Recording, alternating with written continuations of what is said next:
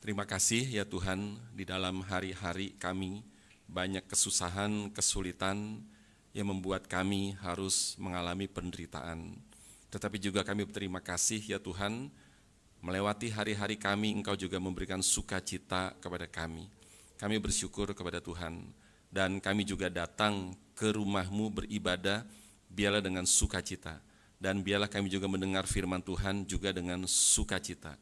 Berkatilah kami, berkatilah waktu ke depan sebagaimana Tuhan sudah berkati waktu sebelumnya. Dalam nama Tuhan kami Yesus, kami berdoa. Amin. Silakan duduk. Saudara, hari ini kita akan masuk kepada Lukas pasal yang ke-23, ayat 44 hingga ayat yang ke-49, yang mencatat peristiwa kematian Yesus di atas kayu salib. Nah, kalau kita renungkan lebih mendalam kematian Yesus, saudara, kita pasti tahu dan kita mengerti, saudara, bahwa kematiannya berbeda dengan semua kematian orang lain. Saudara, di mana saja perbedaannya, dan kemudian apa manfaat yang kita peroleh dari kematiannya, dan apa yang mendorong kita sesudah mendengar khotbah pada hari ini.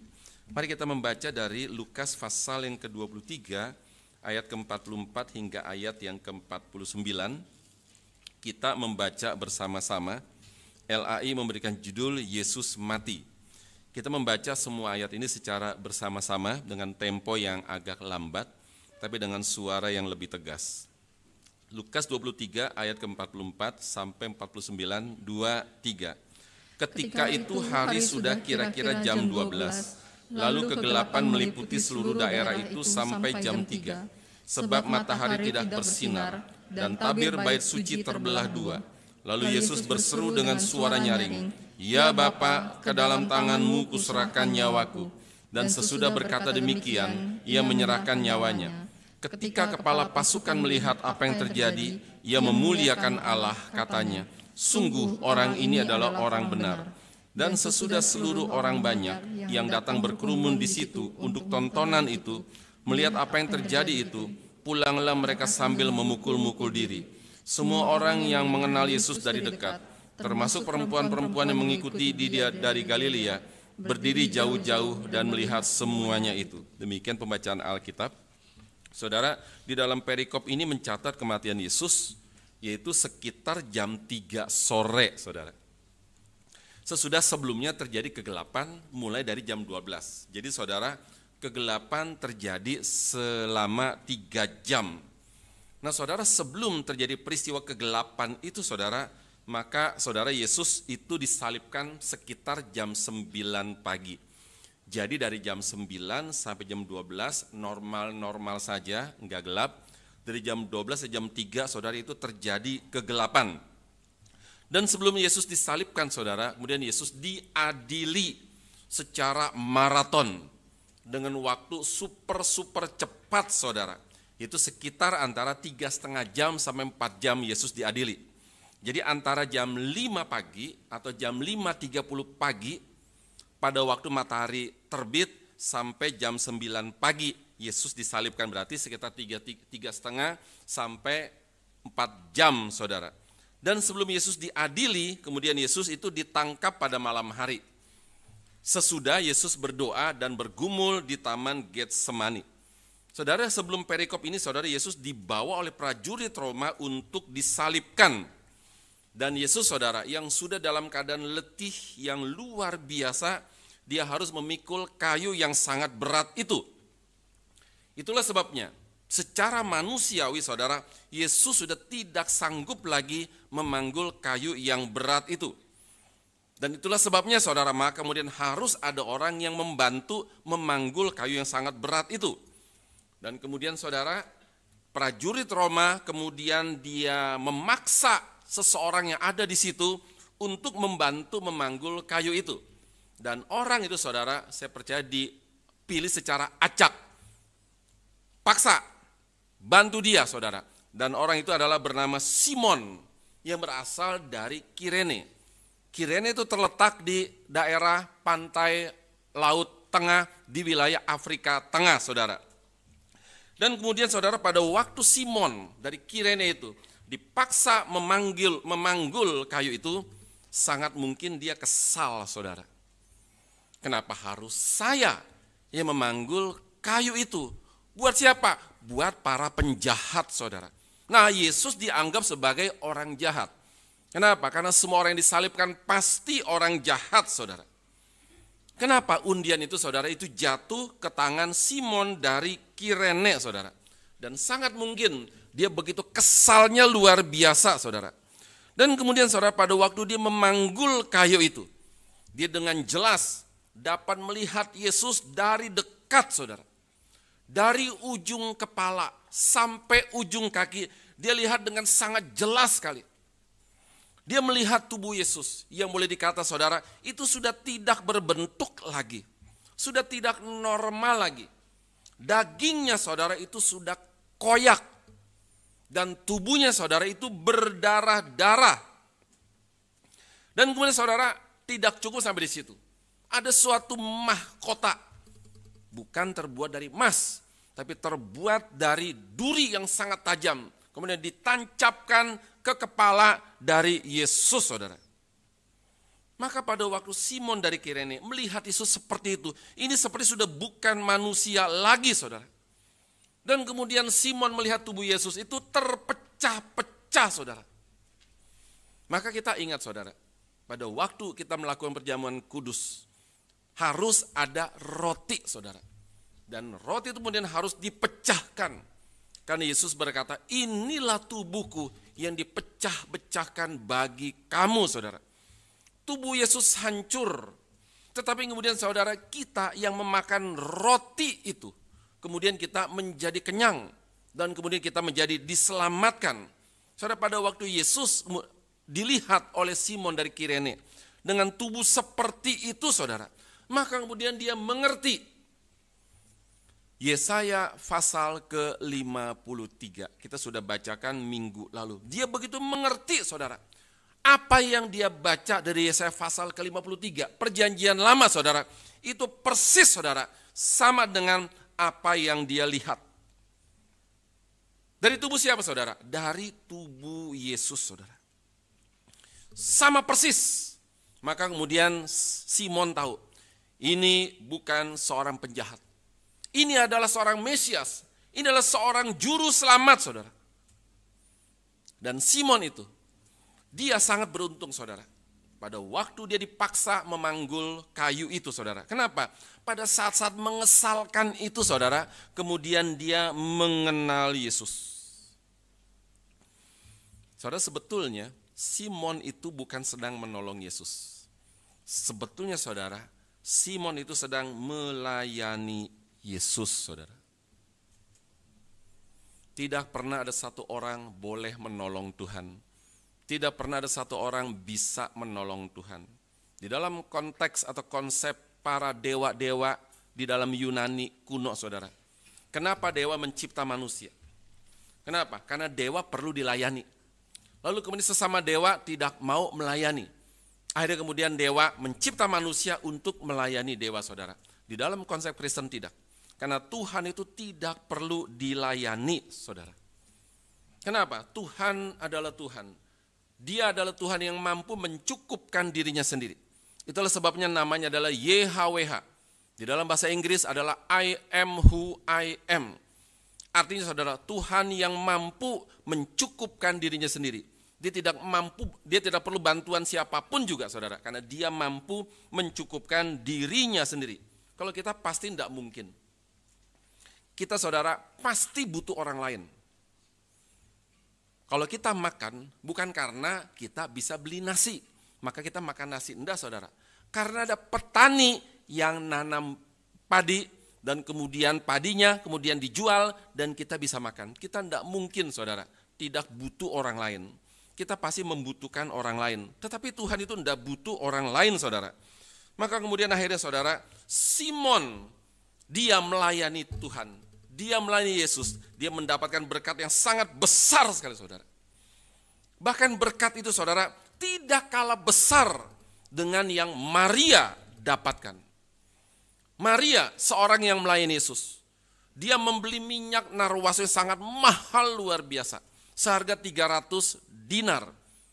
1 dinar adalah upah 1 hari kerja. Dia beli sangat mahal sekali, saudara. Untuk apa? mempersiapkan kematian Yesus. Sebelum Yesus mati, kemudian dia mengurap Yesus dengan minyak narwastu.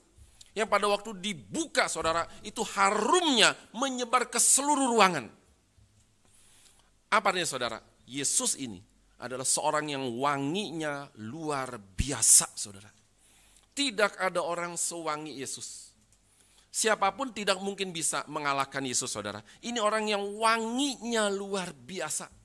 Pada waktu hidupnya, dia wangi. Bahkan pada waktu matinya, saudara, dia wangi. Dan kemudian Maria, dia mempersiapkan sebuah minyak wangi yang sangat mahal, sangat wangi, saudara, untuk mempersiapkan kematian Yesus Kristus. Bukan cuma Maria, ternyata Simon dari Kirene juga, saudara, dia melayani Yesus. Dia memang tidak mempersiapkan minyak wangi, tetapi saudara, dia mempersiapkan tenaganya, saudara, memanggul kayu yang sangat berat sekali, saudara. Untuk apa? Mempersiapkan kematian Yesus juga, saudara. Kita percaya, saudara, Yesus betul-betul disalibkan. Kita percaya Yesus itu betul-betul mati, saudara. Kenapa percaya, saudara? Karena ada sebuah agama yang tidak percaya bahwa Yesus itu disalibkan. Tidak percaya Yesus dicambuk. Tidak percaya Yesus berdarah-darah, saudara. Melainkan apa? Itu orang lain. Kenapa? Karena Yesus sangat baik sekali. Seorang yang sangat baik sekali. Tidak mungkin Tuhan tidak menolong dia. Maka saudara, pada waktu ada satu murid katanya yang kemudian menjual Yesus, berkhianat sama Yesus. Kemudian saudara, Yesus mau disalibkan, ditukar wajahnya. Wajah Yesus jadi wajah Yudas, dan wajah Yudas itu menjadi wajah Yesus, saudara. Tetapi kemudian saudara, itu pemahaman yang tidak sama dengan pemahaman Kristen, saudara. Pertanyaan, saudara, yang mana yang benar? Apakah Yesus betul-betul disalib atau orang lain yang disalib? Tidak mungkin ada dua kebenaran. Kebenaran cuma satu, saudara. Di dalam semboyan dari Lemhanas atau di dalam Bhinneka Tunggal Ika ada tulisan Tan Hana Dharma Mangrua. Apa artinya, saudara? Tidak ada kebenaran yang mendua. Artinya tidak ada dua kebenaran, saudara. Saudara, yang mana yang benar, saudara? Sebetulnya pemahaman agama itu mirip dengan pemahaman Petrus.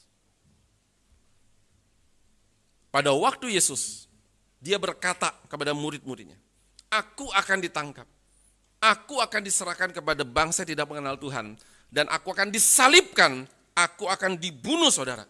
Lalu kemudian bagaimana tanggapan Petrus? Petrus berkata, dia tarik tangan Yesus. Dan kemudian dia berkata, hal ini sekali-kali tidak mungkin terjadi kepada dirimu. Karena Allah pasti akan menolong engkau. Tidak mungkin disalibkan, itu adalah tempat terkutuk. Tuhan pasti menolong engkau, saudara. Bagaimana respon Yesus, saudara?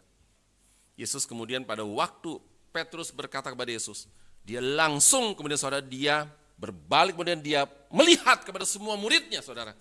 Bukan cuma kepada Petrus.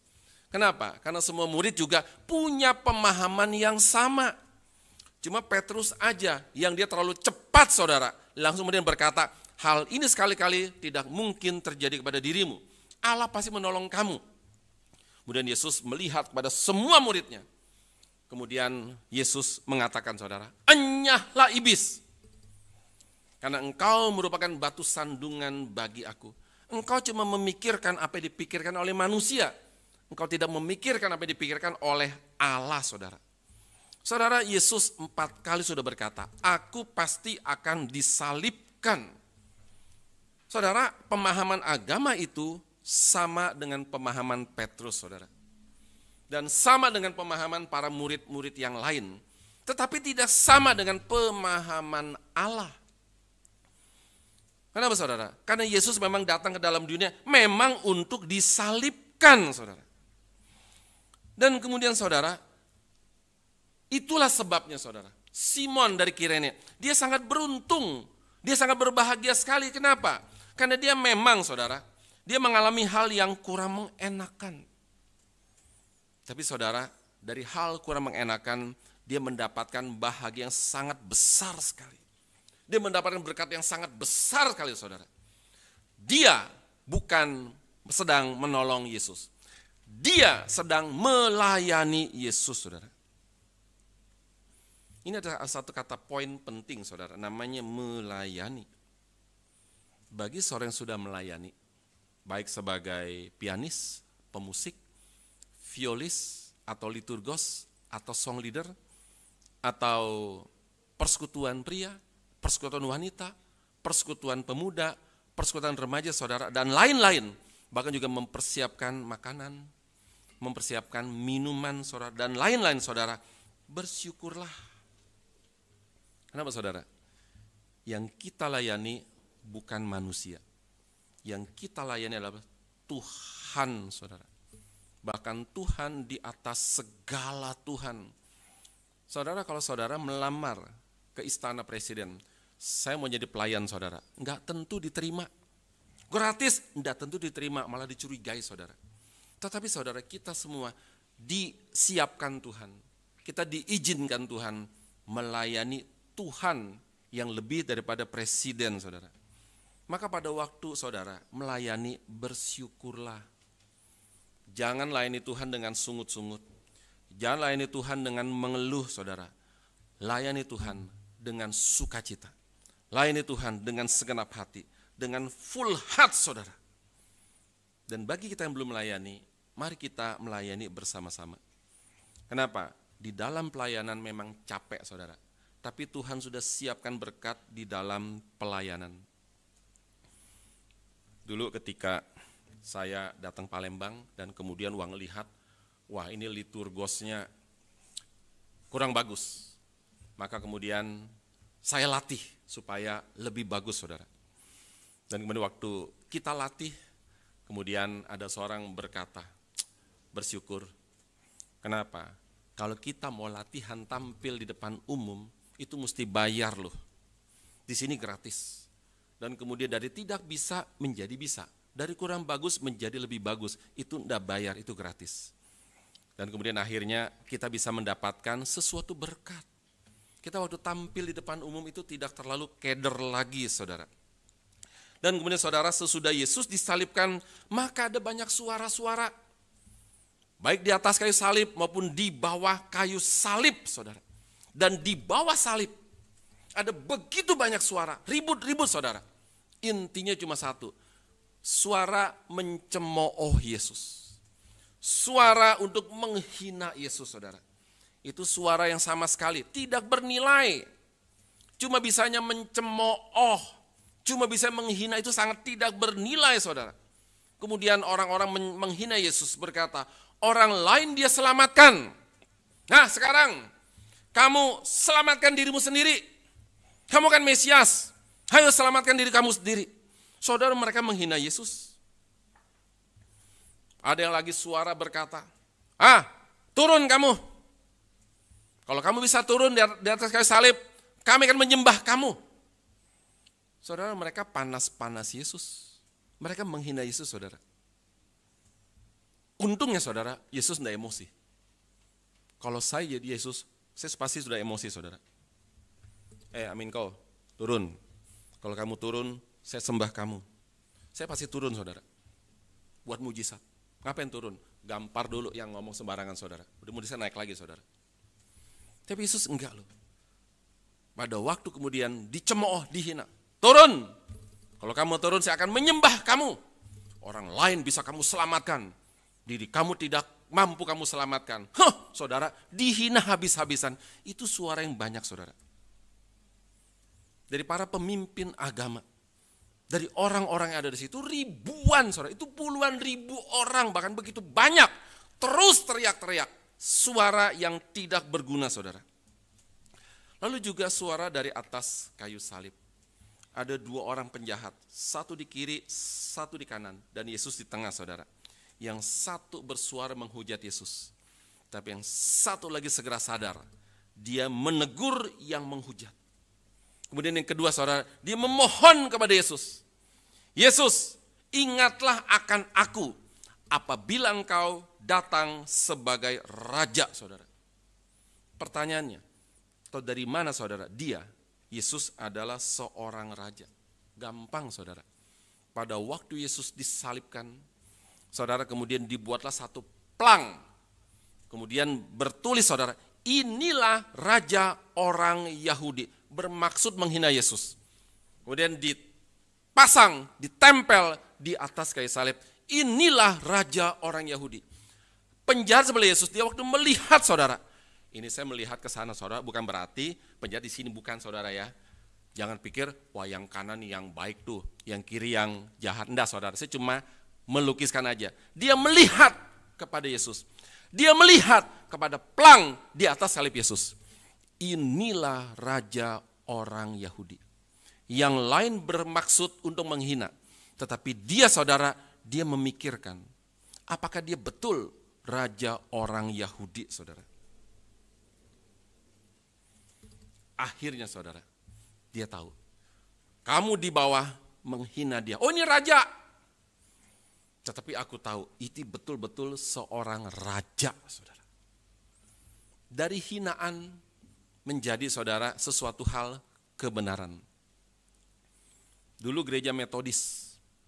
Itu nama Metodis saudara. Metodis, metode saudara. Itulah bukan nama kemuliaan, itu satu nama hinaan saudara. Dari orang-orang yang tidak suka kepada John Wesley. Mereka katakan pada kelompok John Wesley, orang yang suka membaca Alkitab.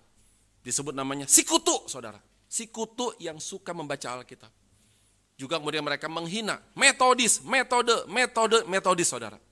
Siapa sangka, saudara, nama hinaan menjadi sangat terkenal luar biasa, saudara. Dan orang-orang itu mereka menghina Yesus. Inilah raja orang Yahudi. Ternyata saudara itu betul-betul seorang raja saudara. Pertama dia melihat ke salib Yesus. Ada pelang, inilah raja orang Yahudi. Yang kedua saudara, dia akhirnya mengerti bahwa Yesus memang dia bukan raja politik. Tetapi dia adalah raja rohani saudara. Dia adalah raja yang berperang. Bukan melawan Roma, tapi berperang saudara itu melawan setan saudara. Maka kemudian akhirnya dia berkata, Yesus, ingatlah akan aku apabila engkau datang menjadi seorang raja, saudara. Lalu kemudian bagaimana respon Yesus sesudah dia mendengar permohonan dari penjahat itu, saudara? Langsung Yesus respon, sesungguhnya hari ini juga kamu akan bersama dengan aku di dalam Firdaus, saudara. Saudara, coba kita perhatikan, saudara. Waktu Yesus berespon kepada penjahat itu, bagaimana perasaan si penjahat itu, saudara? Bagaimana saudara Yesus memberikan garansi kepada si penjahat itu? Kita mesti ingat saudara, penjahat saudara. Penjahat itu sangat jahat sekali, maka disalibkan. Si penjahat itu dia tinggal tunggu waktu mati, saudara. Si penjahat itu dia sedang menantikan penghakiman dan penghukuman dari Allah, saudara. Dan penghukuman Allah dia tahu, itu sangat-sangat mengerikan, saudara. Maka pada waktu dia melihat Yesus, timbullah satu harapan. Ini pasti Mesias, ini pasti Raja. Kemudian dia mohon kepada sang Raja, ingatlah akan aku. Apabila engkau datang kembali menjadi seorang raja, ingatlah akan aku, saudara. Dia memohon, dia punya harapan. Dan dia berharap, saudara, kepada sesama penjahat, tanda petik. Siapa sangka Yesus kemudian bukan cuma memberikan pengharapan, dia kasih garansi. Aku berkata kepada kamu, sesungguhnya hari ini juga kamu akan bersama-sama dengan aku di Firdaus.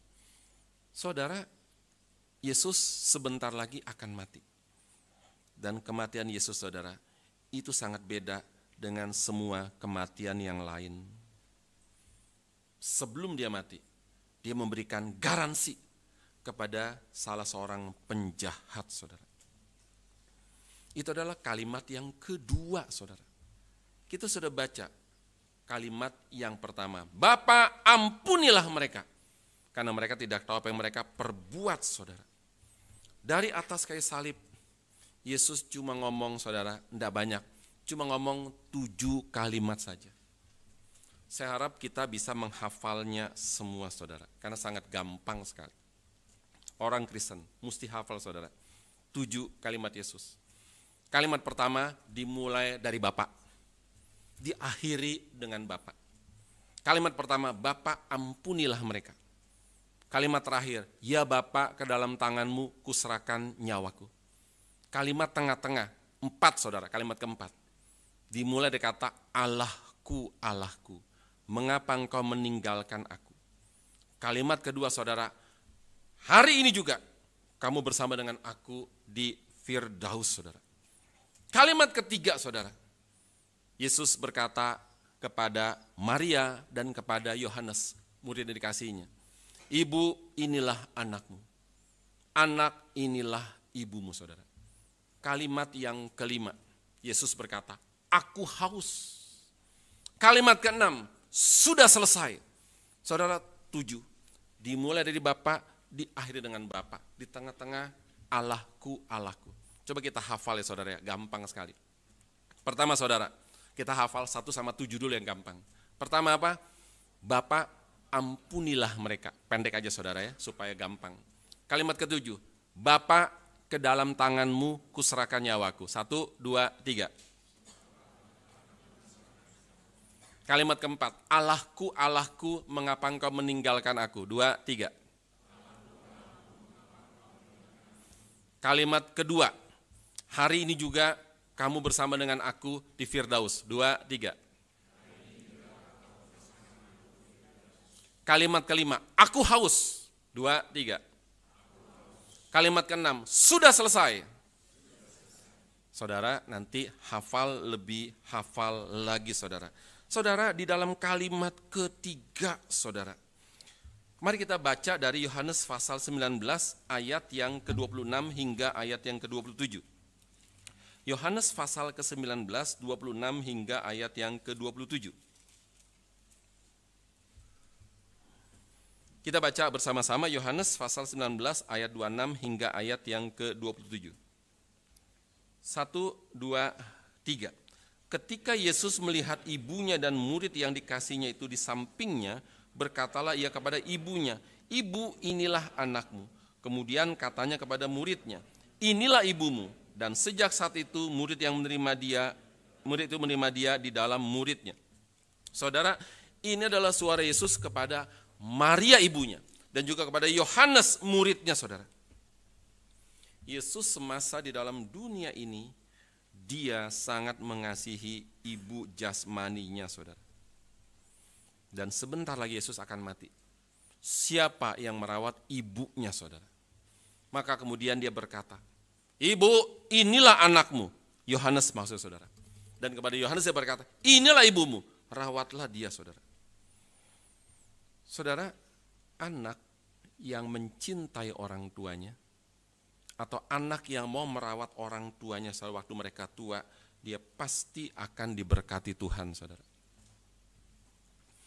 Orang yang kurang ajar sama orang tuanya, sulit diberkati oleh Tuhan, saudara.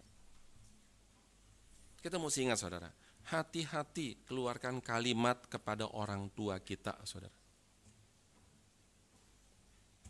Jangan sampai kalimat kita menyakiti hati orang tua kita, saudara.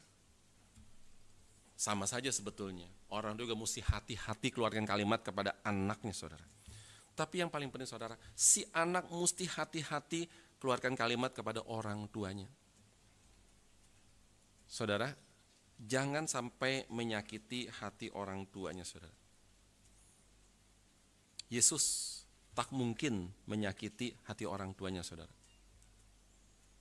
Dan kemudian, saudara, Yesus kemudian pada waktu di atas kayu salib, dia masih ingat sama orang tuanya.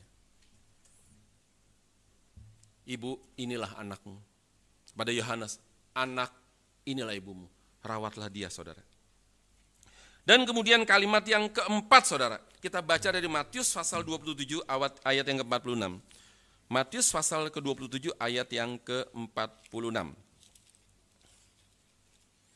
Saudara, ada 7 kalimat, 2 di Lukas, 3 di Yohanes, 2 lagi di Matius dan Markus. Kita baca Matius pasal ke-27 ayat ke-46.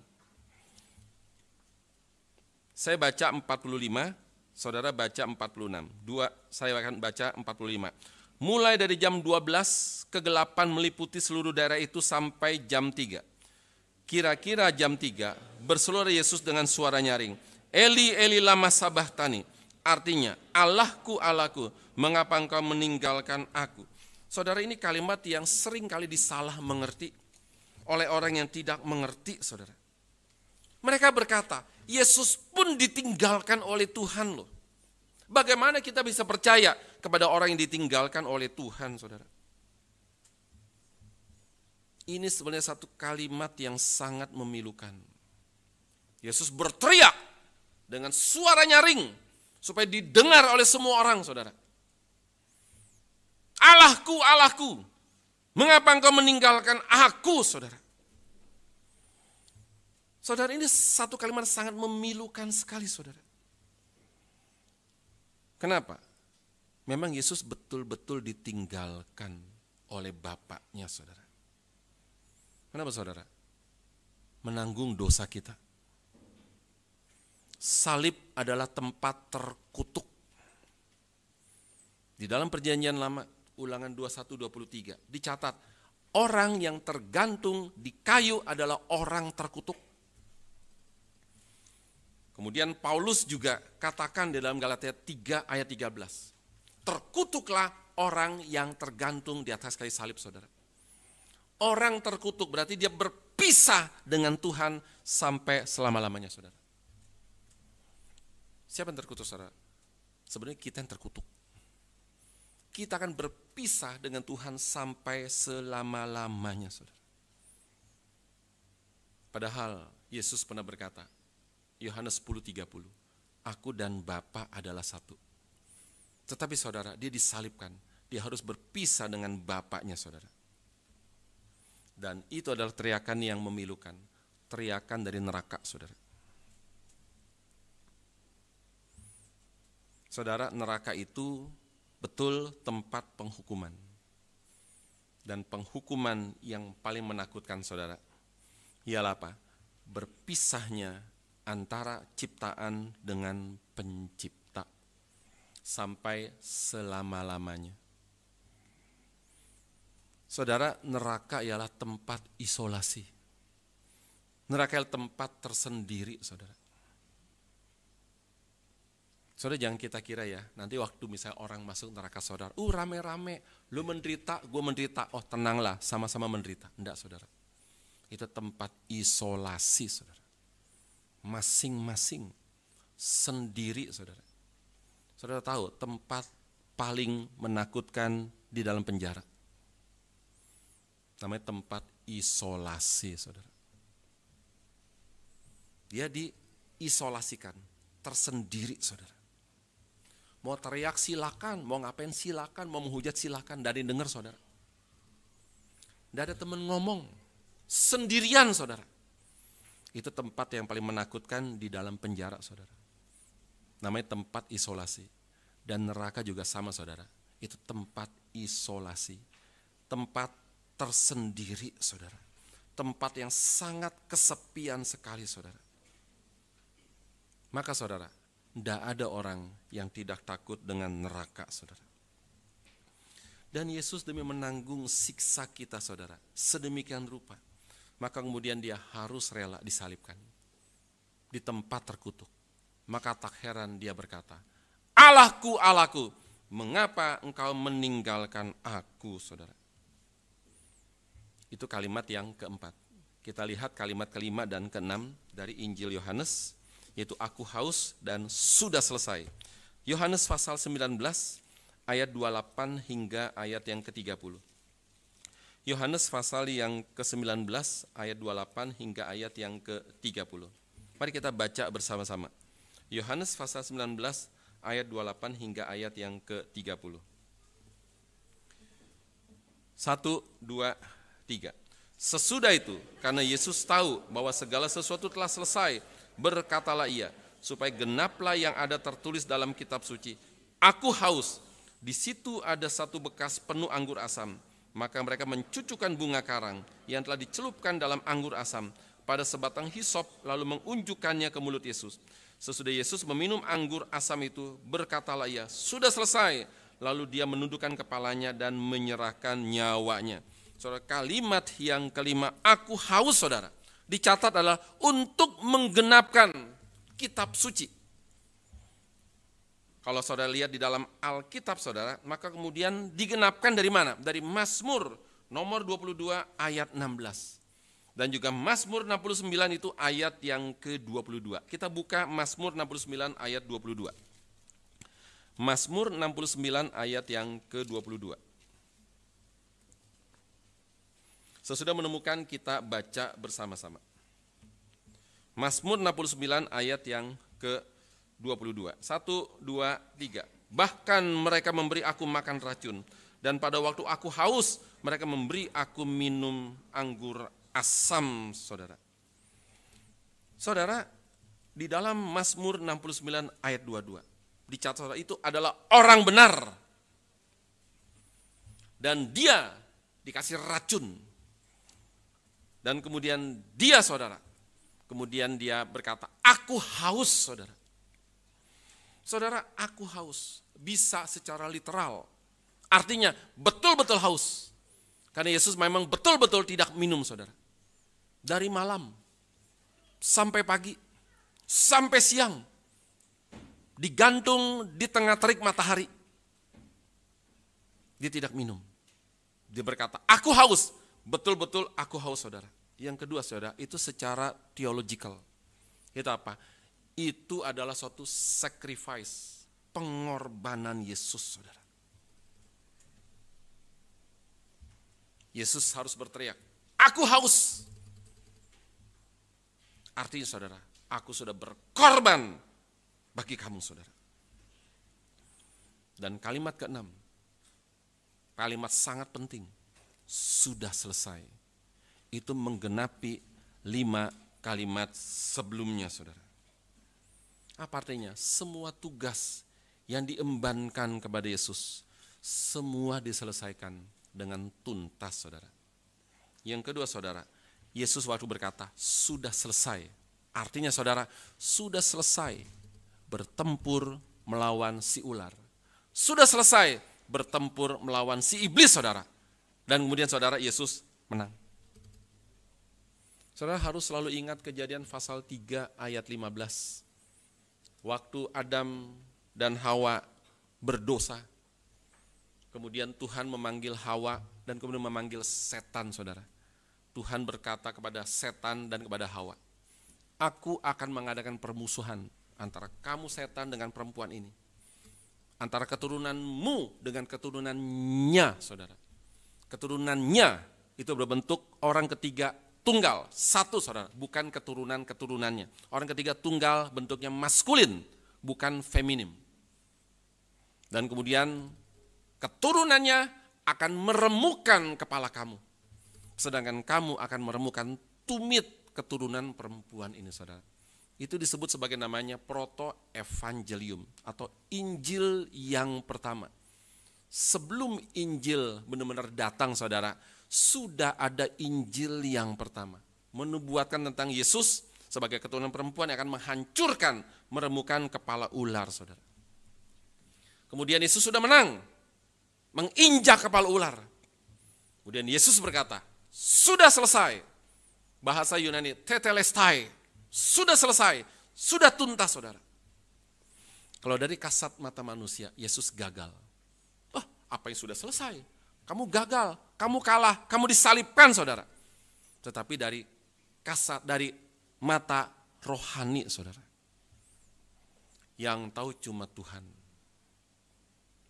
sama setan, saudara. Yang di bawah melihat Yesus disalibkan, nggak terjadi apa-apa. Tetapi saudara, sebetulnya sedang terjadi suatu peperangan rohani sangat besar sekali antara Yesus dengan setan, saudara. Salib berarti kamu berhasil meremukkan tumit saya. Dan salib juga berarti saya berhasil meremukkan kepala kamu, saudara. Di mata manusia, Yesus gagal. Tapi di mata Tuhan, saudara, Yesus sukses. Kenapa? Karena dia sudah mengalahkan, menghancurkan kepala ular, saudara. Saudara, kematian Yesus berbeda dengan semua kematian yang lain, saudara. Beda sekali. Tadi kita sudah pikirkan ada begitu banyak perbedaan, saudara. Dari kalimat-kalimatnya, saudara. Dan kalimat ketujuh, saudara. Yesus pun juga berteriak dengan suara nyaring. Lukas 23:46 tadi, saudara. Lalu Yesus berseru dengan suara nyaring. Ya Bapa, ke dalam tanganmu kuserahkan nyawaku. Dan sesudah berkata demikian, ia menyerahkan nyawanya, saudara. Sesudah menyelesaikan tugasnya, kemudian dia berkata, Bapa, ke dalam tanganmu kuserahkan nyawaku. Dulu saya pernah dengar satu khotbah di lapangan Madya Sriwijaya. Ada KKR Natal 1 Desember 2009. Baru setahun saya ke Palembang, kemudian ada KKR Natal, saudara. Dan kemudian sesudah itu datang, kemudian dia khotbah. Kalau orang yang tidak peka, kritis, tidak sadar ada kesalahan khotbah. Yang peka langsung tahu. Dia bilang, Yesus datang ke dalam dunia, menjadi manusia, menyelamatkan kita dengan mati di atas kayu salib. Enggak ada yang salah, saudara. Tapi ternyata tidak titik, masih koma. Dia lanjut, saudara. Yesus, kenapa dia mati? Dia mati karena kehabisan darah. Saudara, bagaimana orang non-Kristen mendengar kalimat itu? Yesus mati karena kehabisan darah. Secara logika nggak ada yang salah, saudara. Tetapi saudara, kalau orang non-Kristen dengar kalimat itu, apa bedanya Yesus mati dengan semua orang mati? Orang habis darah pasti mati, Yesus pun juga mati, saudara. Waktu saya mendengar, Tuhan ampunilah dia, karena dia tahu apa yang dia khotbahkan. Karena dia tahu apa yang dia perbuat, saudara. Ampunilah dia. Saudara, itu sangat bahaya sekali. Kenapa? Alkitab mencatat, Yesus mati bukan karena kehabisan darah. Dia mati karena apa? Dia mati karena dia menyerahkan nyawanya kepada Bapaknya. Lalu kemudian matilah dia, saudara. Saudara, sebelum Yesus mati pun, saudara, kematiannya, saudara, itu berbeda dengan semua kematian yang lain. Tidak ada satupun manusia sebelum mati berkata, aku serahkan nyawaku ke dalam tanganmu. Tidak ada, saudara. Cuma Yesus yang berkata, ya Bapa, ke dalam tanganmu kuserahkan nyawaku, saudara. Matilah dia. Kemudian kita lanjut di dalam ayat 44 hingga ayat ke-45. Dari Lukas pasal ke-23. Ketika itu hari sudah jam 12 kira-kira, lalu kegelapan meliputi seluruh daerah itu sampai jam 3. Sebab matahari tidak bersinar dan tabir bait suci terbelah dua, saudara. Gelap 3 jam, saudara. Jam 3, jam 12 sampai jam 3. 3 jam, itu enggak sebentar, lama, saudara. Kita di sini Palembang mati lampu, saudara. Baru sejam saja kita sudah teriak-teriak. Aduh, lama banget, lama banget. Itu 3 jam, saudara. Gelap, saudara. Kemudian ada 2 teori. Kenapa gelap? Pertama, teori mengatakan karena gerhana matahari. Tidak benar. Kenapa, saudara? Karena Paskah biasanya bulan purnama. Dan bulan purnama tidak mungkin terjadi gerhana matahari, saudara. Teori kedua, saudara, itu apa? Sesuatu bersifat supranatural. Ada intervensi Allah di situ, saudara. Kenapa? Karena Allah ingin menghukum orang-orang Yahudi. Seperti Allah pernah menghukum orang-orang Mesir, saudara. Pada waktu tulah ke-9, kita buka dari Keluaran pasal 10 ayat yang ke-22. Keluaran pasal 10 ayat yang ke-22. Ini kalau saudara dengar khotbah di sini, seperti kelas PA, saudara, sering buka ayat. Keluaran 10 ayat yang ke-22. Mari kita baca bersama-sama. 1, 2, 3. Lalu Musa mengulurkan tangannya ke langit dan datanglah gelap gulita di seluruh tanah Mesir selama 3 hari, saudara. Saudara, Tuhan sedang menghukum Mesir. Tidak percaya tidak mau lepaskan bangsa Israel keluar dari Mesir, saudara. Aku hukum dengan 10 tula. Tula pertama, air sungai Nil menjadi darah. Tula ke-9, saudara, Tuhan bikin gelap, saudara. Kenapa? Karena Mesir percaya. Dewa matahari, dewa Ra, itu dewa sangat penting sekali, saudara. Dan Tuhan ingin kasih tahu, dewamu tidak berdaya melawan aku. Aku mempermalukan apa yang kamu sembah, saudara. Kemudian Tuhan bikin gelap hukum Firaun dan orang-orang Mesir. Sama, saudara. Pada waktu Yesus disalibkan itu dosa luar biasa. Kemudian Tuhan menghukum mereka. Dikasih kegelapan, saudara. Selama 3 jam. Mesir 3 hari. Ini 3 jam, saudara. Supaya apa? Kamu pikir betapa berdosanya kamu. Ada sebuah puisi bagus, saudara, yang mengatakan pada waktu Yesus disalibkan terjadi kegelapan. Kenapa? Matahari pun malu melihat tingkah laku manusia. Dia malu sekali, saudara. Kemudian dia tutup wajahnya. Akibatnya, saudara, gelap, saudara. Matahari malu melihat tingkah laku manusia yang tidak malu melakukan perbuatan jahat kepada Yesus, saudara. Saudara, Yesus mati dan matinya berbeda dengan semua kematian, saudara. Dan pada waktu terjadi kegelapan, saudara. Pada waktu terjadi kegelapan, saudara. Maka kemudian juga, saudara, terjadi peristiwa. Tabir bait suci, tabir bait Allah, robek, saudara, terbelah menjadi 2. Itu tabir bait Allah, saudara, itu yang memisahkan antara ruang kudus dengan ruang maha kudus. Ada tirai, ada tabir, itu gedenya luar biasa, saudara, panjang, gede, berat, saudara. Mesti diangkut oleh ratusan orang baru bisa naik, saudara. Itu tirainya. Pada waktu, saudara, Yesus disalibkan, kemudian tabir bait Allah terbelah menjadi 2, saudara. Bisa secara positif, bisa secara negatif. Secara negatif, saudara, karena Allah marah. Karena bait suci sudah dikotori. Karena bait suci sudah tidak suci lagi. Allah marah. Kemudian Allah robek tirai itu, saudara. Lambang Allah marah. Itu secara negatif. Secara positif, saudara, sudah tidak ada lagi pemisah antara manusia dengan Allah, saudara. Sudah tidak ada lagi pemisah antara ruang kudus dengan ruang maha kudus, saudara. Sehingga sekarang oleh kematian Yesus, saudara, kita bisa langsung berdoa kepada Allah, saudara. Tentu dengan perantaraan Yesus. Saudara, akibat Yesus disalibkan, tabir bait suci terbelah, saudara. Dan kita bisa datang kepada Allah. Dengan apa, saudara? Dengan penuh keberanian.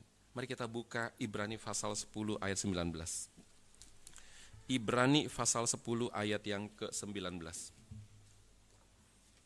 Sesudah menemukan, kita membaca bersama-sama Ibrani pasal 10 ayatnya yang ke-19. Kalau boleh kita hafal ayat ini, saudara. Ibrani 10 ayat 19. 1, 2, 3. Jadi saudara-saudara, oleh darah Yesus kita sekarang penuh keberanian dapat masuk ke dalam tempat kudus. Kita hafal ya. Jadi saudara-saudara, oleh darah Yesus kita sekarang penuh keberanian dapat masuk ke dalam tempat kudus. Kita baca sekali lagi sambil kita hafal. 2, 3. Ibrani 10 ayat 19. 2, 3. Jadi saudara-saudara, oleh darah Yesus kita sekarang penuh keberanian dapat masuk ke dalam tempat kudus. Saudara, kematian Yesus beda dengan semua kematian yang lain. Kenapa, saudara? Dengan kematian Yesus, tabir bait Allah terbelah, saudara.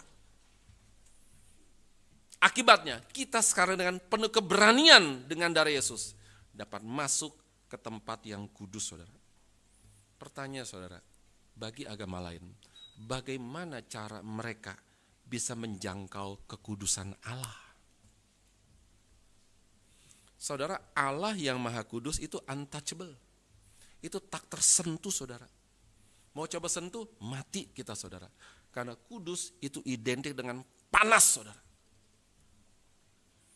Dulu di rumah sakit Sulianti Saroso, rumah sakit infeksi dan penyakit menular, ada ruang namanya ruang suci hama, saudara. Itu memang untuk orang-orang yang tidak bisa ada hama. Disemprot, saudara, bersih dari hama. Hama mau masuk, silakan. Permisi, ketok pintu, boleh masuk, silakan. Begitu masuk, mati, saudara. Itu seperti kesucian Allah yang tak tersentuh, saudara. Kemudian dari agama-agama, saudara, bagaimana cara mereka bisa menjangkau kesucian Allah, saudara? Tidak mungkin. Harus apa? Harus melalui darah Yesus yang merobek tirai bait Allah, yang kemudian menyatukan manusia kembali, saudara, bersama dengan Sang Pencipta, saudara. Kematian Yesus beda dengan semua kematian, saudara. Dan ayat ke-47 dikatakan ketika kepala pasukan melihat apa yang terjadi, dia memuliakan Allah. Katanya, sungguh orang ini adalah orang benar, saudara. Kepala pasukan yang beberapa jam lalu dia memimpin para prajurit, saudara, untuk mengeksekusi Yesus. Mencambuk Yesus. Memahkotai kepala Yesus dengan mahkota duri. Dan juga memimpin eksekusi menyalibkan Yesus, saudara. Tapi saudara, beberapa jam kemudian, pada waktu dia melihat semuanya itu, saudara, ada kegelapan terjadi. Matius mencatat ada gempa bumi terjadi, saudara. Dan juga terjadi Yesus bersuara di atas kayu salib, saudara. Dia melihat semuanya itu. Langsung dari mulut dia meluncur kalimat, sungguh orang ini adalah orang benar, saudara.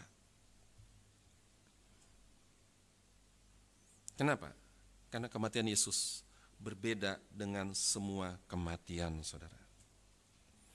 Dan kemudian di dalam ayatnya yang ke-48, dan sesudah seluruh orang banyak yang datang berkerumun di situ untuk tontonan itu, melihat apa yang terjadi itu, pulanglah mereka sambil memukul-mukul diri, saudara. Mereka datang dengan semangat menghajar Yesus. Mereka datang dengan semangat menonton apa yang terjadi pada Yesus. Tapi waktu mereka melihat semuanya, saudara, kegelapan dan teriakan dari atas kayu salib, mereka pulang, saudara, dengan memukul-mukul diri mereka, saudara. Mereka datang dengan senang hati, mereka pulang dengan susah hati, saudara. Saudara, kematian Yesus berbeda dengan kematian semua orang, saudara. Maka hari ini judul khotbah adalah apa? Kematian Yesus yang berbeda dengan kematian semua manusia. Di ayat ke-49, saudara, para perempuan sangat setia. Mereka melihat semua terjadi itu dari jauh, saudara. Khotbah akan diakhiri dengan apa, saudara? Kematian Yesus berbeda dengan semua kematian siapapun juga, saudara. Bahkan bukan pada waktu dia mati, saudara. Kehidupan Yesus juga berbeda dengan semua kehidupan yang lain. Saudara, bagaimana dengan kita, saudara? Apakah kehidupan kita yang karena sudah diselamatkan berbeda dengan kehidupan semua orang, saudara? Apakah kehidupan kita itu berbeda dengan kehidupan sebelum kita menjadi orang Kristen, saudara? Perlu dicatat, Yesus mati bukan karena dosa. Tapi Yesus mati, saudara, untuk orang berdosa. Cuma beda karena dan untuk itu beda besar, saudara. Kita semua mati karena dosa. Semua manusia mati karena dosa. Karena upah dosa adalah mati, saudara.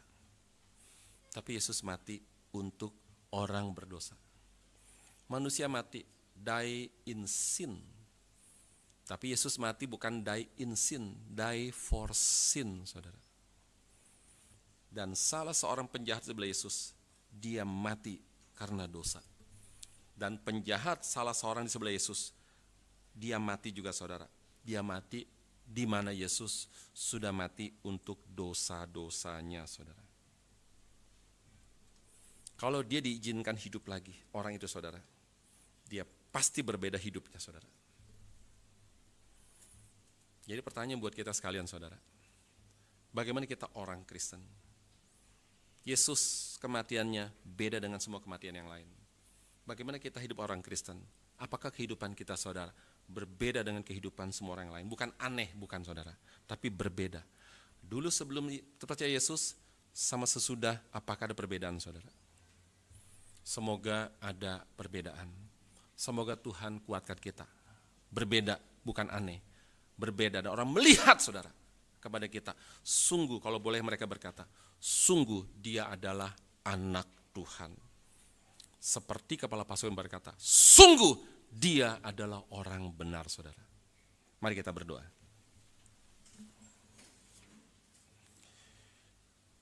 Tuhan Bapa di dalam surga, kami bersyukur sekali lagi untuk firman pada pagi hari ini. Biarlah tidak berlalu begitu saja, masuk telinga kiri, keluar telinga kanan, tetapi masuk ke dalam otak kami, bahkan masuk ke dalam hati kami yang paling dalam. Kiranya Tuhan tolong kami. Kami bersyukur kematian Tuhan Yesus beda dengan kematian semua orang lain. Yang kematian Yesus menyelamatkan kami. Kami juga mohon Tuhan tolong, kami masih hidup. Biarlah kehidupan kami juga berbeda dengan kehidupan kami sebelumnya. Bahkan berbeda dengan kehidupan semua orang lain.